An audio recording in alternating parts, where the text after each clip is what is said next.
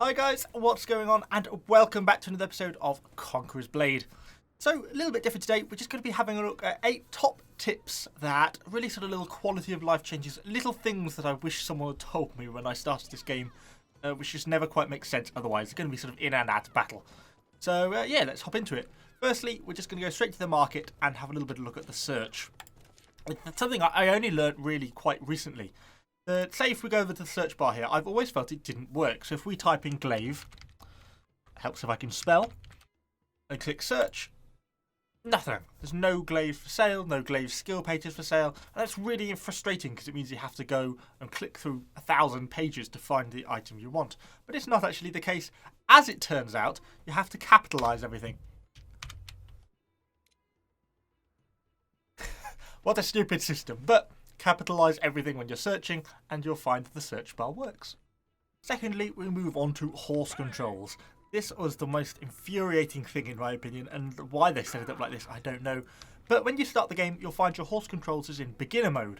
This means that your horse is both controlled with WASD and with the mouse as you move.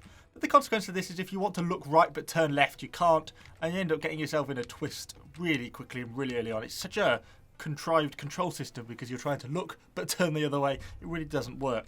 If you go to escape, settings, change riding mode from beginning to advanced, and then it turns off the camera control and you can just control your horse with WASD like any normal sane person, and you'll find it makes your riding experience a million times better. So almost everyone is aware that you need to repair your equipment, your armor, your weapon and everything to keep it in good condition.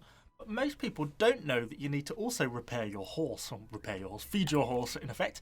So if you go over to your mount selection, you can see my 2 horses here, and there's a little option down there called Satiety. Assuming I'm pronouncing that correctly, probably not. 81 out of 100, and on my default horse, it's actually only 44 out of 100. And so once it starts to fall below that, the quality of your horse deteriorates, its health goes down, its armor goes down, it goes slower, etc, etc. So to rectify that, you have to head over to the horse seller. You want mounts and fodder. And you can see down here you can buy hay for 500 bronze each. So we'll buy 5 here. It gives us 5 hay. And we'll head back over to the mount menu.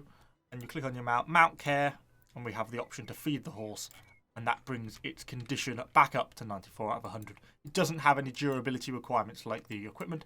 But do make sure you maintain your horse because it will make it better.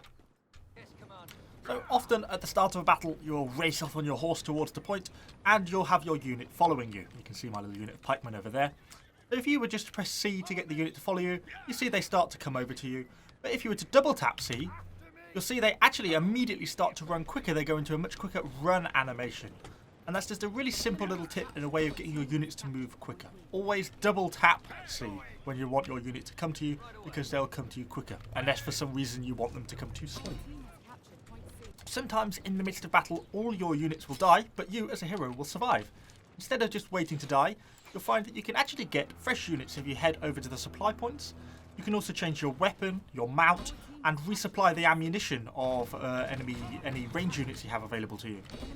So other small little quality of life changes or character progression changes are the daily quests and the daily sign-in. Daily quests, obviously really simple. From the sheriff, there's 3 daily quests. To do 3 battles, 5 battles, and to win a battle. Always make sure you do these because the experience rewards are actually really good, particularly the honour rewards. 300 for that, 120 and 180 make up a really good selection, so they're well worth doing on the dailies. Also, on top of that, you will have a daily sign-in. Something that really confused me actually for quite a few weeks before it clicked. If you go over to your weekly quests, which are also something well worth doing, you'll notice that one of them are sign-in consecutive for 3 days and consecutive for 6 days. And I thought, well, I just need to come into the game, log into the game, and that'll fulfill that. But it actually doesn't. You actually have to sign on. So you go out of that and press O. This will be the hotkey for your daily sign-in, and you actually have to manually sign in. So for tomorrow, I'll have to click that and click sign in. And you get a little small reward, some speaking trumpets, and a small bag of bronze coins. But it's mostly for the weekly quest that it's well worth doing. Once you've played a few battles, you may notice in your barracks you have a little icon which says a unit has gained a veterancy point. And if you go into the unit and you go into your unit training, you'll see you have a veterancy point to spend. And you'll have various paths in which you can go down and which you can spend those points. I just really want to emphasise the importance of just thinking ahead about which of these trees you want to go down. Because as a general rule, it's much better to stick to a tree than do 1 point here and 1 point there and 1 point there. Much better to go all the way down one tree because you get all the set bonuses and they tend to get a pretty good ending bonus. And you'll only have enough level points because all units have a level cap.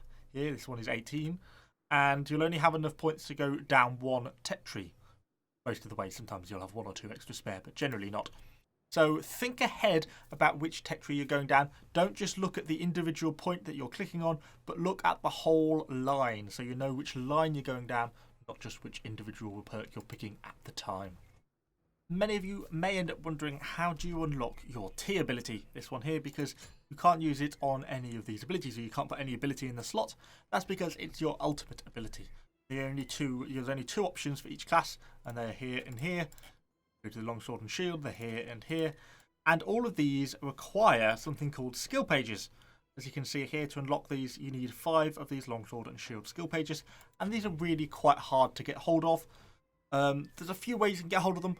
One, you can try and find them on the market, but there is a far more demand than there is actually items for sale, so it can be really quick. They sell in seconds, so you have to be hyper quick and almost camp the market to get hold of them. You can, on rare occasions, find them in abandoned carts and things like that. You can get them from death matches. Now, death matches is a game mode that's not on very often, but if you go over and have a look at the calendar of events, you'll see that it happens once or twice a week for like a couple of hours at a time. And if you win the death matches in them, then there's a reasonable chance you'll get a random skill page drop. You can also get them from your weekly quests. From the third one gives you 1 skill page drop, and the fourth one gives you 2 random skill page chests. So, you've got a small chance of getting them from there. And you can also get them from winning or taking territory in territory wars. Like Saka City, you get some skill pages as well from that normally. So, yeah, they're pretty hard to get hold of. I've not unlocked the ultimate on my glaive class yet, which is something I still need to work on.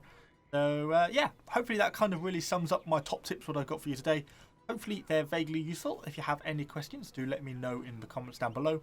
Subscribe to the channel for lots more Conqueror's Blade content, and I shall see you guys all on the next video.